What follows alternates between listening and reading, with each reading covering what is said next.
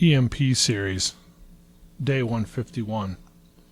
The sun came up over the ridge, off in the far distance, to the east.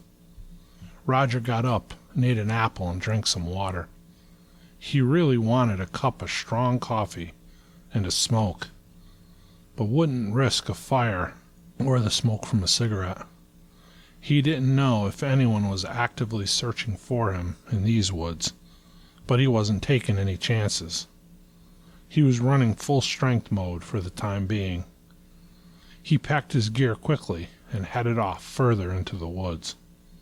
At the church, Jillian sat quietly, watching her children sleep. Their sweet innocence warmed her heart. She was troubled about what the two youngest had seen yesterday. They were too young to fully understand, but she knew that it could be surprising just how much they notice and retain. They were scared on the ride home last night, but seemed to bounce back quickly after settling in here. Still, she was concerned about how it would potentially affect them. She sat and prayed in silence. She thanked the Lord for watching over and protecting them yesterday.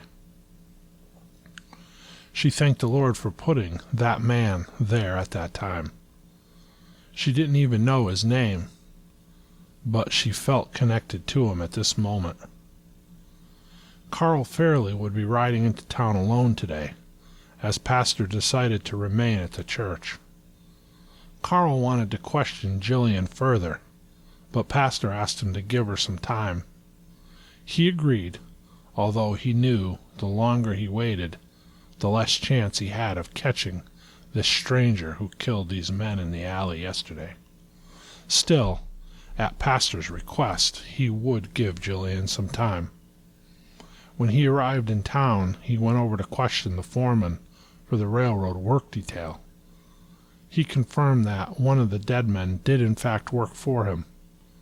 He also reported that one of his workers had not reported for work this morning. He went to check on him and found his empty tent and the man gone. He gave Carl a description and the man's name. Of course, when Roger had signed on to the work detail to establish a cover for his black market liquor operation, he had given the foreman a fictitious name.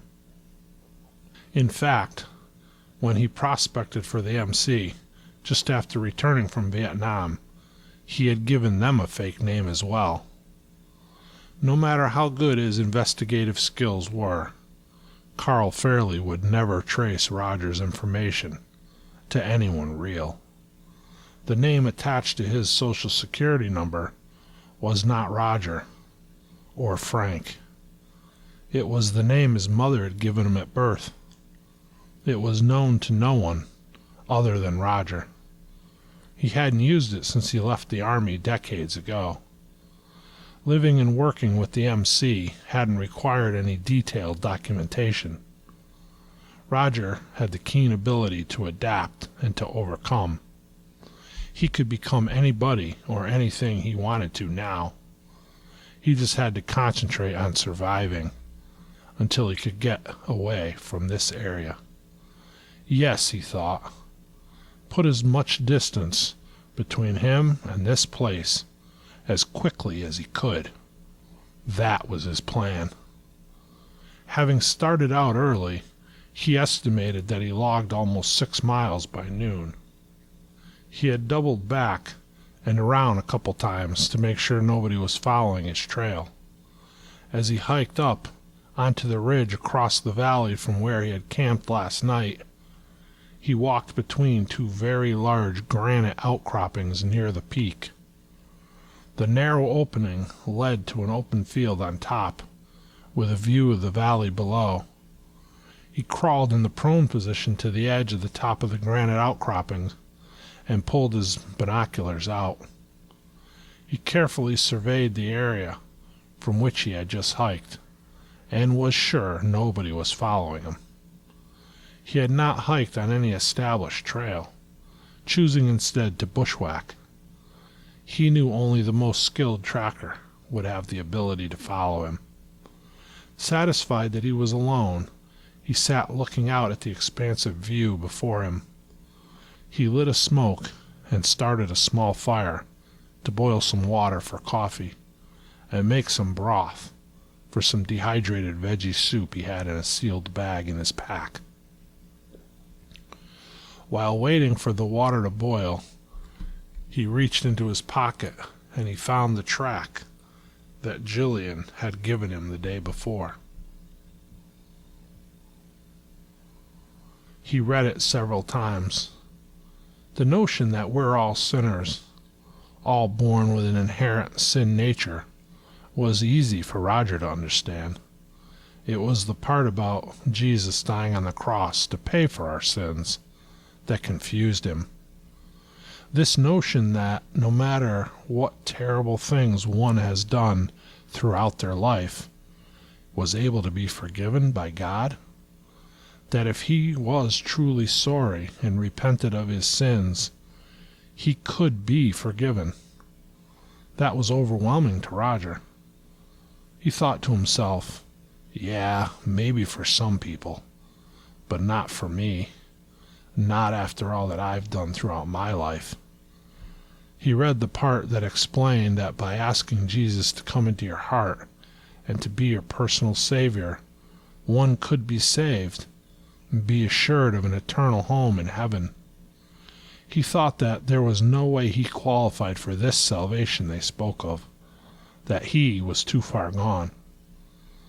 What he didn't yet fully understand was that true biblical salvation comes from God's grace. Grace is unmerited favor. Nobody can qualify for it. If we could, it wouldn't be unmerited. Still, he thought to himself, imagine if it could be so. He sat and smoked and stared at a beautiful sunny sky and dared to dream for a brief moment.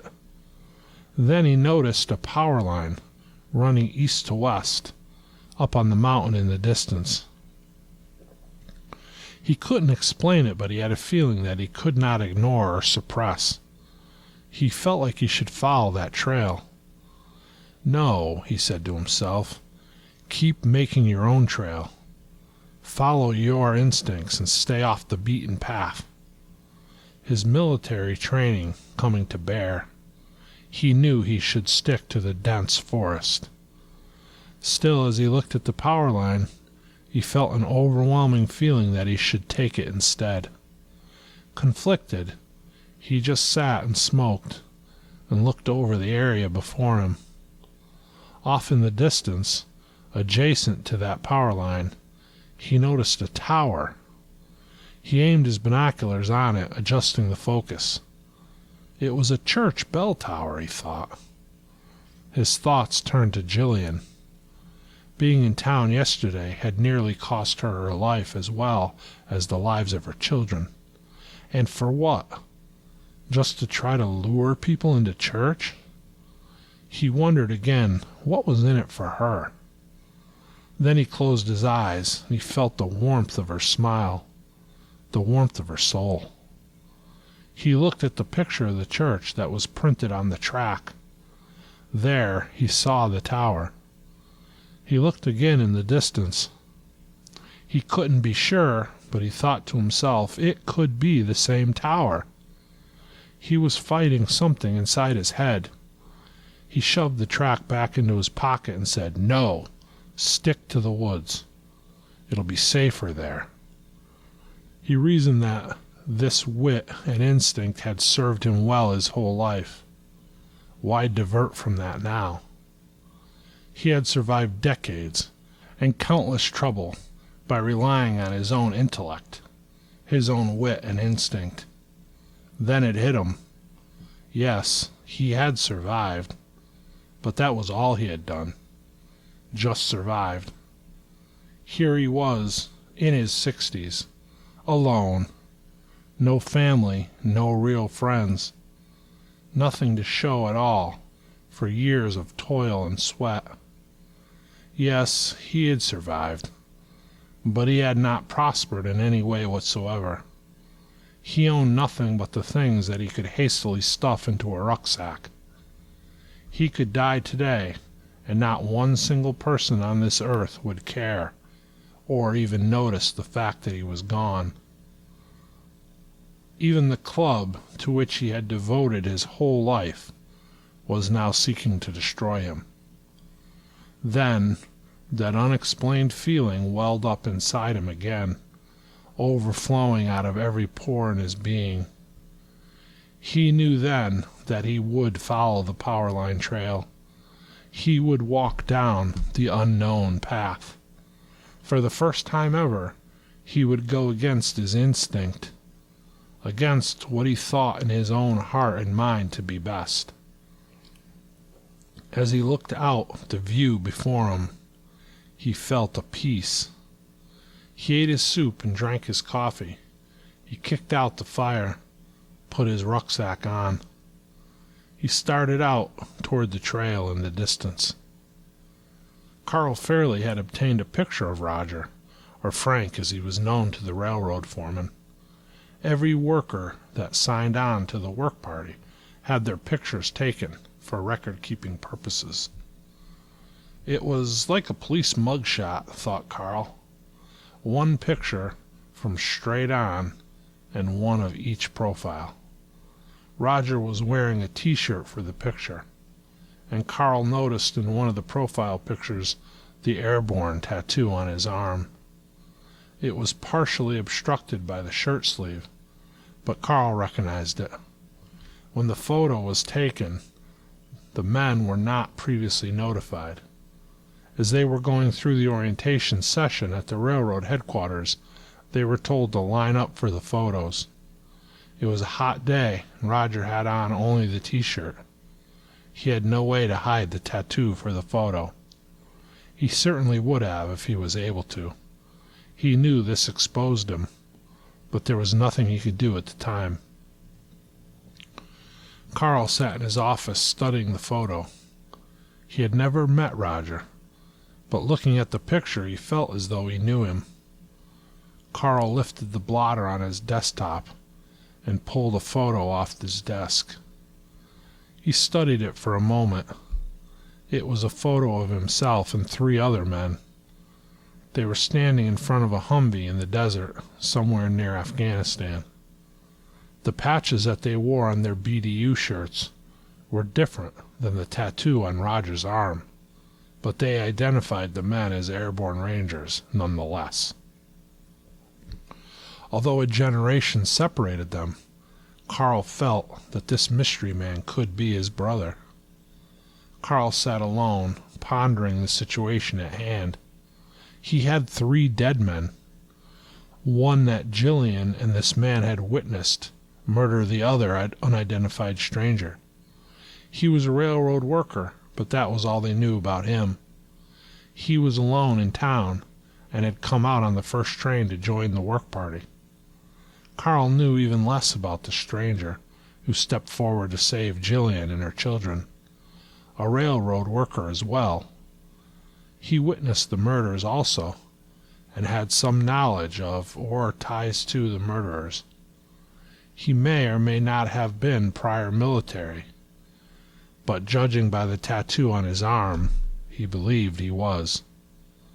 In his 60s, fit and average-looking, gray hair, no facial hair. He also had a picture of this man and a name which he had no way of knowing was fake, even though he suspected it was. Then he had a 3rd man associated with the murders who had fled the scene. He was definitely wounded, as Carl recovered evidence of the blood from the scene at the alley entrance by the street into which the man fled. No record of him with the railroad or anywhere else, unless he died somewhere from his wound and his body turned up. Carl figured he was long gone at this point. No casings recovered at the scene, which meant Carl didn't know what caliber of gun the man was shot with. Carl had recovered a cigarette butt under the chair outside Roger's tent. He placed it in a sandwich bag and put it in his jacket pocket. There was no doubt DNA on it.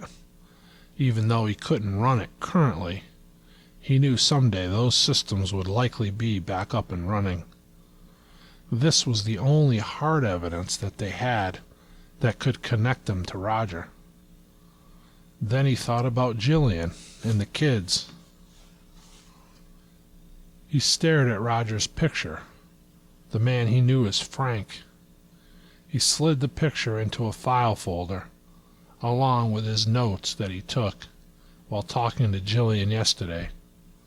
He also put in the file notes he had taken from interviews with the railroad foreman and 2 men that had spent time working with Roger. He placed the folder in his file drawer and closed it. He looked out the window into the street. He decided not to further question Jillian. She had been through enough. He would send the railroad records photo of Roger, with the fake name on it, back to the railroad headquarters in the city. He would have it posted on the public bulletin board, looking for friends or family. He would investigate further into this man, if, and only if, someone came forward from that inquiry. He decided to spend any efforts in this matter searching now for the wounded murderer that fled at the alley. He was not optimistic about his chances of making much progress in this direction. Still, he would keep the case open, see if anything turned up. Somewhere inside of himself, Carl hoped that nobody would come inquiring about Roger. He was more than okay with just letting him fade away. Although he couldn't declare it publicly, Carl, too, was of the opinion that this man was a hero. That opinion would be reinforced every time he looked at Jillian and her 2 youngest children. Every day for the rest of their lives was a day that they would live because of this stranger. Carl hoped he never saw or heard of this man again.